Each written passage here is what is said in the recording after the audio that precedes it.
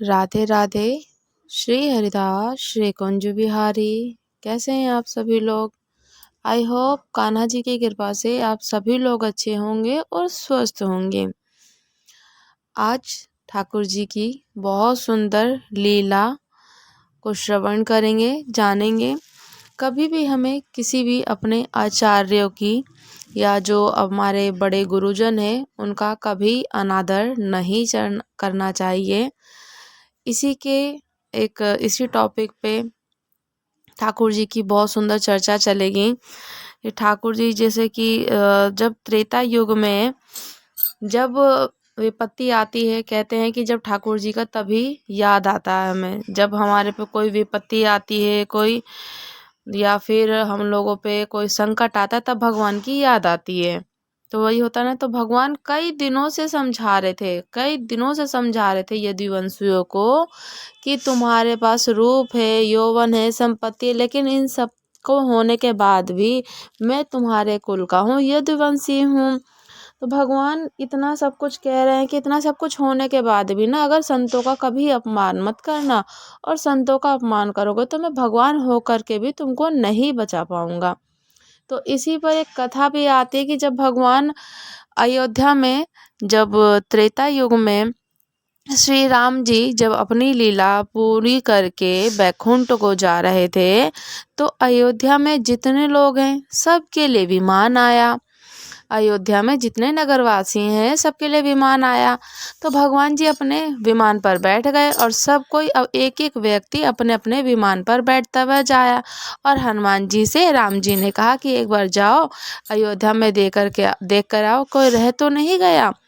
तो भगवान हनुमान जी भ्रमण करते हुए पहुँचे, तो बेचारे एक रोते बिलखते हुए व्यक्ति को देखा और उसे लेकर के राम जी के पास पहुँचे कि प्रभु ये रह गया। तो राम जी पूछे कौन है भैया ये?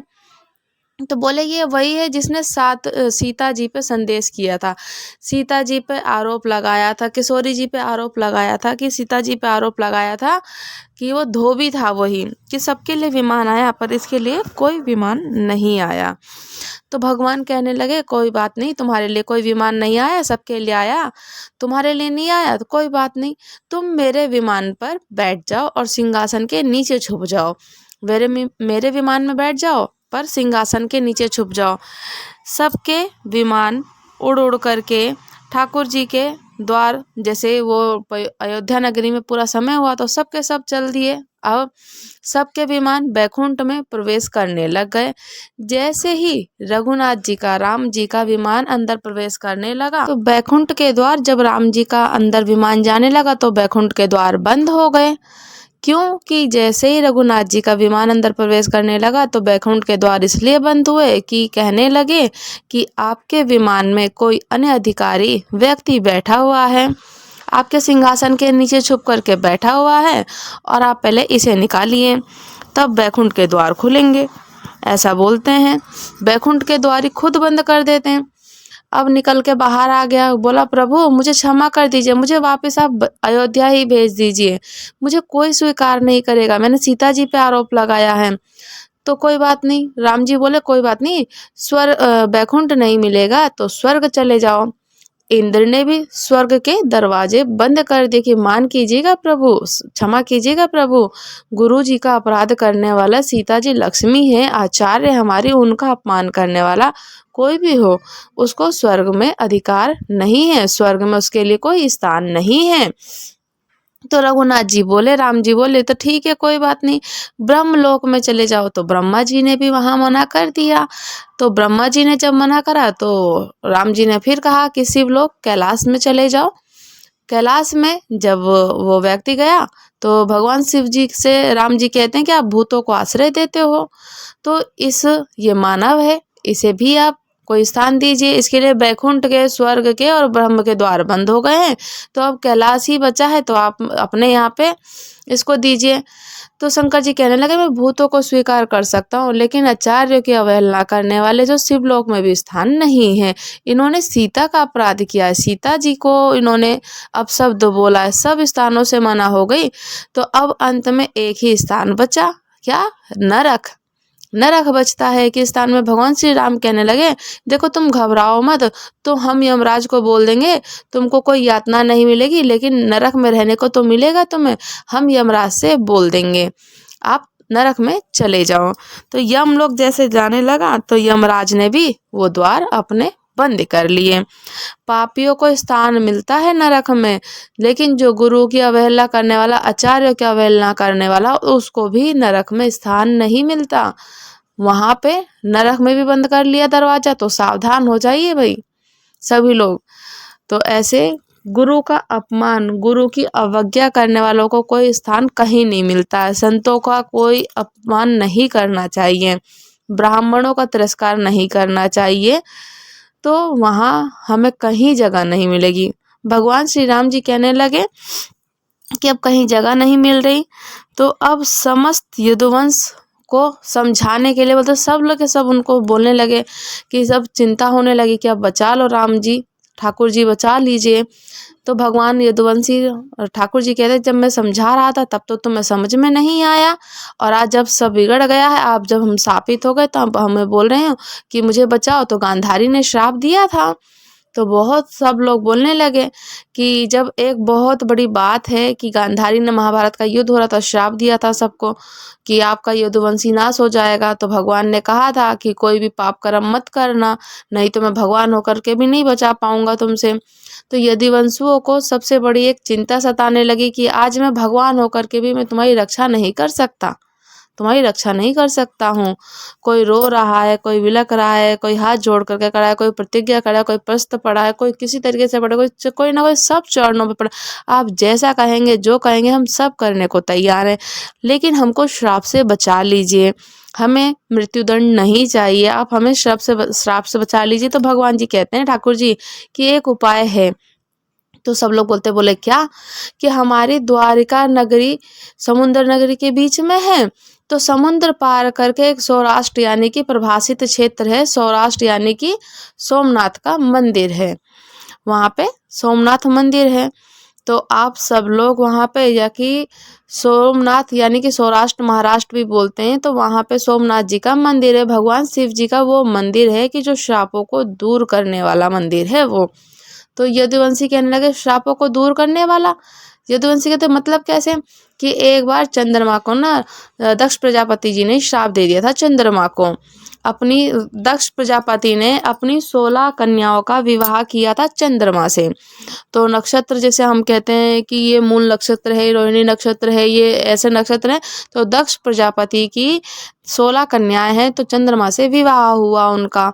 जब विवाह हुआ तो लेकिन चंद्रमा को सबसे प्रिय है जो रोहिणी, तो रोहिणी नक्षत्र सुना होगा कि रोहिणी नक्षत्र सबसे अच्छा होता है, तो चंद्रमा उन्हें प्रिय करते थे। तो बाकी की सारी कन्याएं जाके अपने पिता से शिकायत कर देती दक्ष प्रजापति से कि हमारे पति जो चंद्रमा है, जिनसे आपने हमारा ब्याह किया, केवल वो रोहिणी से प्रेम करते, हमसे प्रेम नहीं करते हैं। तो दक्ष ने श्राप दे दिया कि तुम एक बेटी से प्रेम करते हो, बाकियों से नहीं करते, बाकियों को कष्ट देते हो, मैं श्राप देता हूँ, तुम अपने रूप से विहीन हो जाओगे, तुम अपने रूप से क्षीण हो जाओगे। दक्ष प्रजापति ने श्राप दे दिया। तो चंद्रमा कहने लगे मुझे ये श्राप मिला, कोई बात नहीं, इसका मुझे दुख नहीं है, किंतु मुझे दुख इस बात का है कि कष्ट आपकी ही बेटियों को ही होगा। मैं जिस दिन अदृश्य हो जाऊंगा तो आपकी बेटी तो विधवा हो जाएंगी, और एक नहीं सारी बेटी विधवा हो जाएंगी। तो दक्ष प्रजापति तो विचार में पड़ गए। अब ये तो सोचा ही नहीं, तो दक्ष प्रजापति विचार में पड़ गए, अब क्या करें। तो दक्ष प्रजापति ने चंद्रमा को कहा कि तुम समुद्र के किनारे सौराष्ट्र यानी कि सोमनाथ जी की अर्चना करो, शंकर जी की प्रार्थना करो, जब ब्राह्मणों को खूब दान दो, खूब भोजन कराओ, वहाँ शंकर जी यदि प्रसन्न हो जाए तुमसे, तो वो तुम्हारा श्राप जो दिया है वो वरदान में परिवर्तित हो जाएगा। तो तब चंद्रमा आकर के वहाँ जाकर वहाँ पे वो जब तप करते हैं, सोमेश्वर महादेव की वहाँ आशीष देते हैं, उनको प्रसन्न करते हैं कि तुम 15 दिन तक ससुर जी के श्राप से तो लगेगा तुमको, और हर दिन छोटा होएगा। वहाँ पर जाकर के यजन करते हैं, ब्राह्मणों को दान करते, तब सोमेश्वर महादेव उनको, सोमनाथ भगवान ने उनको आशीष देते हैं कि तुम 15 दिन तक तो ससुर जी के श्राप में लगे रहोगे, और 15 दिन के बाद आपको वरदान मिलेगा। हर दिन छोटे होगे, फिर एक दिन अदृश्य हो जाओगे, लेकिन जिस दिन अदृश्य होगे उसके अगले दिन तुमको मेरा वरदान लगेगा कि तुम फिर से अपने पूर्ण रूप में आ जाओगे, और अगले 15वें दिन यानी कि पूर्णिमा के दिन पूर्ण रूप से अपने पूर्ण रूप में आ जाओगे। तो 15 दिन रहोगे तुम वरदान में, 15 दिन तुम रहोगे श्राप में। तो ये सोमेश्वर महादेव ने कहा। तो भगवान श्री कृष्ण जी ये कथा सुना रहे यदुवंशियों को कि ये होता है कि क्या कहते हैं कि जो अगर मैं भगवान हूँ तो भगवान होकर के भी तुम्हारे श्रापों को, तुम्हारे को कोई मदद नहीं कर पाऊंगा, क्योंकि तुम उस काम को, उच्च काम को करो, सर्वश्रेष्ठ काम को करो। तो इस तरीके से कोई काम मत करो कि जो मैं तुम्हारी सहायता ना कर सकूं। तो धोबी ने भी माता सीता पर आरोप लगाया था, तो उसे भी बैकुंठ तो क्या नर्क तक नहीं मिला। तो दान की महिमा बताते हैं कि दान करना चाहिए पंडितों को। हम लोग जाएंगे, शंकर जी का यजन करेंगे और ब्राह्मणों को खूब सारा दान देंगे। तो दान करने से क्या मिलता है कि क्या होता है दान करने से, कि ब्राह्मणों को दान करने से जो जिस प्रकार से बीच नदी में हम फंस जाते हैं ना, तो हमें वो जो नाव वाला होता है, खिवैया होता है, केवट होता है, तो उस तरह से लकड़ी का कोई भाग मिल जाता, कोई नाव मिल जाता, तो हम उससे पार हो जाते हैं पानी में से, नदी में से। तो उसी प्रकार से यदि कोई व्यक्ति बहुत बड़े संकट में फंस जाता है तो उस समय ब्राह्मण ही बचाता है। ब्राह्मण उसको तरीका बताता है कि आपको इस तरीके से कोई विधि विधान करना है, कोई पूजा करना है, कोई नियम करना है, तो हमें वो ब्राह्मण ही बताते हैं। तो ब्राह्मण ही हमारे जीवन का पार लगा देते हैं, ऐसे ही गुरुजन हमारे जीवन का पार लगा देते हैं। तो ऐसे ही क्या होता है कि ठाकुर जी अपने यदुवंशियों को सब कुछ बता रहे हैं कि कोई भी कार्य इस तरीके से मत करो कि मैं भगवान होकर के भी तुम्हें नहीं बचा सकूंगा। तो हर भाव ऐसा ही है कि आप अपने कार्य को सफलतापूर्वक कार्य करते चलो। कभी किसी पर कोई किसी तरीके का हस्तक्षेप, आरोप मत लगाओ कि कब किसको किस तरीके की याचना करनी चाहिए, ठाकुर जी से करो। ऐसे नहीं करनी है कि हम लोग कभी भी किसी को भी कुछ भी बोल दें। गुरुजनों की आज्ञाओं को अवहेलना नहीं करनी है, उन लोगों की हमेशा काम करनी चाहिए। तो हमेशा कभी किसी पे आरोप नहीं लगाना चाहिए। तो दान का पात्र कौन करता है कि केवल ब्राह्मण है, कि दान का पात्र करोगे, दान करोगे तो ब्राह्मणों के फल से हम लोग शुद्ध योग होते हैं कि श्रद्धा से दान करा हुआ वो पुण्य फल की प्राप्ति अवश्य प्राप्त होता ही होता है। श्रद्धा इतनी है, इतनी श्रद्धा होनी चाहिए कि कोई गीता भगवान भी कहती हैं, गीता जी की, यदि आपने कभी किसी दक्षिणा दी है ना, और 100 रुपये भी दिए, 10 रुपये, 5 रुपये, 2 रुपये भी दिया है ना, तो मन से दोगे तो वो आपको मिलेगा। अगर आपने कलप के रो करके और अश्रद्धा से किया हो तो वो आपको कुछ नहीं मिलेगा। तो इसीलिए हमेशा शुद्ध मन से, शुद्ध भाव से, आचार विचार से ब्राह्मणों को दान करना। भगवान कहते हैं कि यदुवंशियों से कि भगवान कैसे करना है दान, बहुत श्रद्धा से करना है। यदुवंशियों को बता रहे हैं कि वहाँ पर दान करना है। तो ब्रज के लोग सब बोलते हैं, जब वो यदुवंशी बोलते हैं उनके, कि हो सकता है कि हम इस भवार से जो श्राप हमको लगा है यदुवंशियों से, क्योंकि वो बोलते हैं कि हमें अब बचा लीजिए किसी प्रकार से, तो वो तो यदुवंशियों को देते हैं, वहाँ जा कर के तुम पूजा करो, हम उस श्राप से बच जाएंगे। तो हो सकता है इस भवार से बच जाएं, कोई श्राप से बच जाएं। तो ये ठाकुर जी महाराज कह रहे हैं, यदुवंशियों को बता रहे कि सारे के सारे यदुवंशी खुश हो गए। आहा, आपने बहुत अच्छे उपाय बताया। अरे महाराज, आप जल्दी से वो तैयारी करो, जल्दी चलते हैं, सौराष्ट्र चलेंगे, शंकर जी की अर्चना करेंगे, ब्राह्मणों को दान देंगे और हमारा श्राप दूर हो जाएगा, जो हमें यदुवंशियों को श्राप मिला है। तो भगवान बोले कि चलो सब लोग जाओ अपने अपने घर में जा कर के तैयारियां कर लो सौराष्ट्र जाने की। सारे यदुवंशी जन चले गए, लेकिन एक कोने में बैठे थे उद्धव, घूर रहे थे भगवान को घूर रहे थे। क्यों? कि कहते हैं कि उद्धव को सब कुछ पता था। तो नित्यम जो कहते हैं ना कि ठाकुर जी ध्रुव जी की स्तुति करते हैं और कहते हैं कि ध्रुव जी ऐसे कोनों में बैठ कर के बिना पलक झपकाए वो कन्हैया को देखते हैं। बिना पलक झपकाए कन्हैया को देखते। ठाकुर जी के नेत्र कैसे चल रहे, ठाकुर जी की होठ कैसे चल रहे हैं, ठाकुर जी की भ्रोकटी कैसे चल रही है, हाथ कैसे चल रहे हैं, नेत्र कैसे चल रहे हैं, तो ऐसे ऐसे कैसे उठ रहे हैं, कैसे बैठ रहे हैं, कैसे लेट रहे हैं, एक एक शब्द पे एक एक छवि का दर्शन करते श्री उद्धव जी उनको देखते हैं।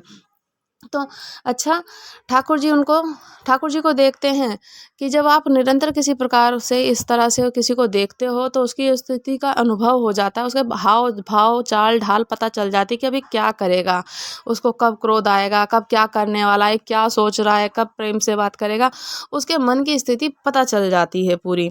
क्या ऐसे कि जैसे कई बार ऐसा होता है कि बेटा कोई गलती कर दे या परिवार वाला कोई गलती कर दे तो सबको पता चल जाता है कि अब क्या करने वाला है, ये किस तरीके से। तो ऐसे ही उद्धव देख रहे थे। तो उद्धव देख रहे थे ठाकुर जी को, बड़े घूर के देख रहे हैं। क्यों? क्योंकि उनको पता है कि किसी को श्राप नहीं लगा है, किसी को श्राप नहीं लग सकता।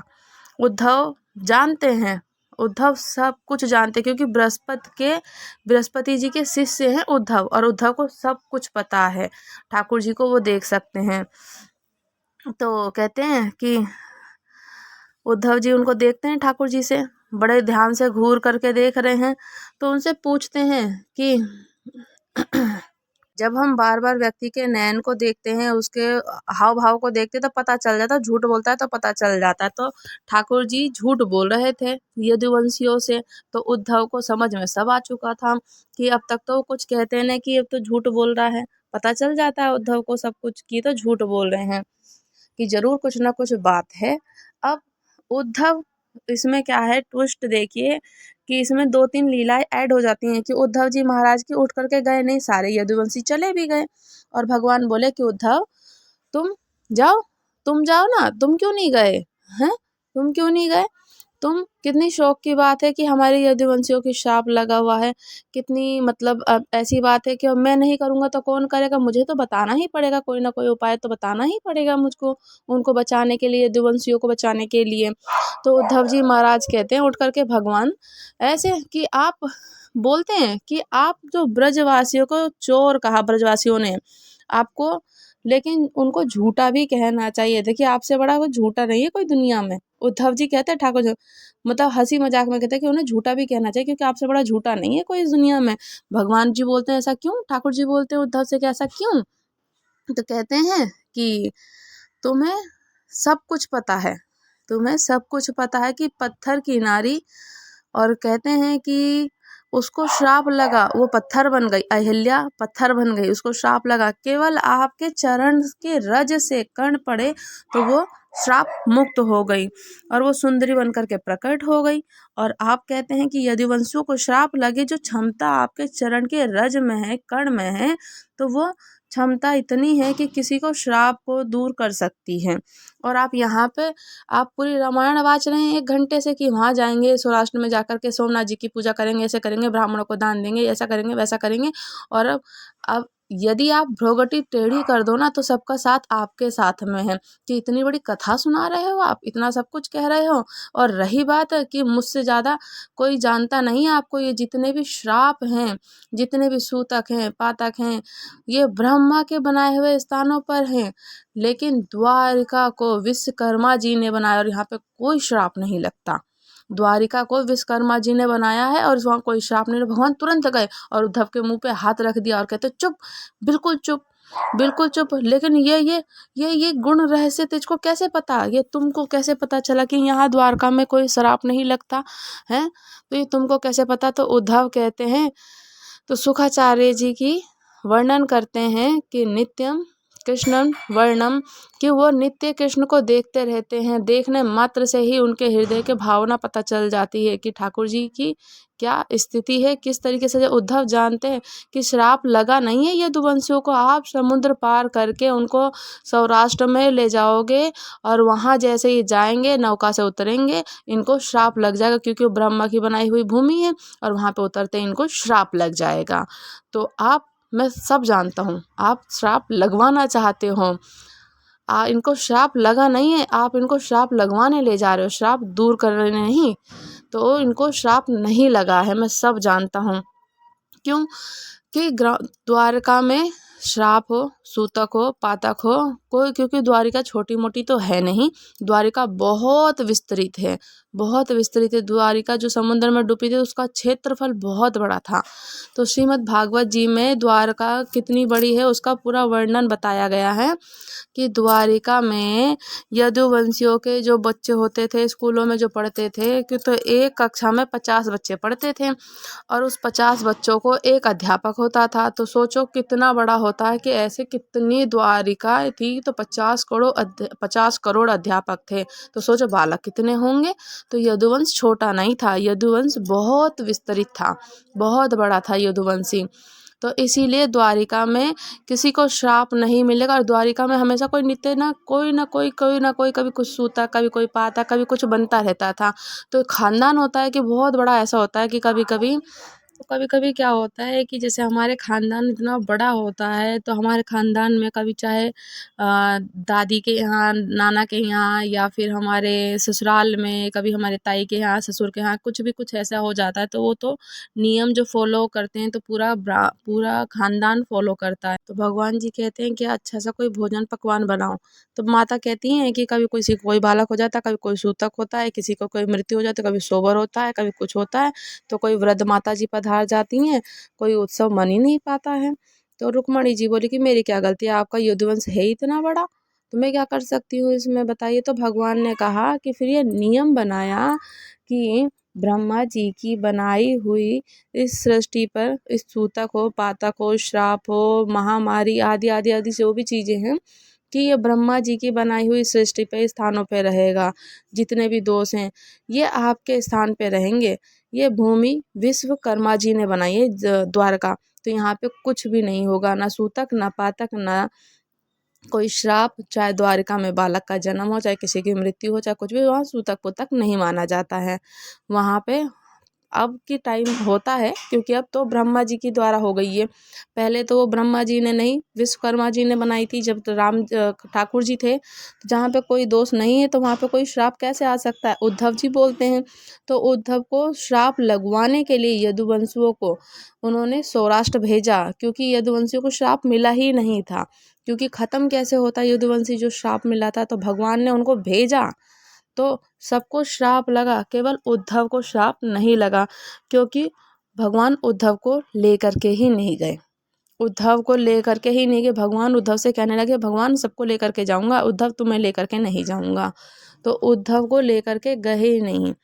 उद्धव से कहने लगे कि प्रभु आप मेरे साथ इस प्रकार से करिए, मतलब मैं आपके बगैर एक क्षण भी नहीं जी सकता, एक क्षण भी नहीं रह सकता हूँ, और एक क्षण भी रहना मेरे लिए आपके लिए दुष्कर है। और आप ऐसे में मुझे कह रहे हैं कि उद्धव मैं तुम्हें यहीं पर रहे, तो यहीं पर रहे, मैं नहीं जाऊंगा, तो मैं आपके बिना नहीं रह सकता। तो इसीलिए कभी किसी की ना कोई अवहेलना नहीं करनी चाहिए, कभी किसी को उल्टा नहीं बोलना चाहिए, कभी किसी के साथ कुछ गलत नहीं करना चाहिए। जो अगर गुरु की, आचार्यों की, जो अपने बड़े जो हमारे गुरु हैं या आचार्य हैं उनकी हम अवहेलना करेंगे तो हमें बैकुंठ तो दूर की बात है, नरक में भी जगह नहीं मिलेगी। तो माता सीता का जो अपराध किया था धोबी ने, तो उसको कहीं जगह नहीं मिली थी। राधे राधे। श्री हरिदास श्री कुंज बिहारी। कथा कैसी लगी मुझे ज़रूर बताइएगा कमेंट करके। लाइक कीजिएगा, शेयर कीजिएगा और सब्सक्राइब कीजिएगा। राधे राधे।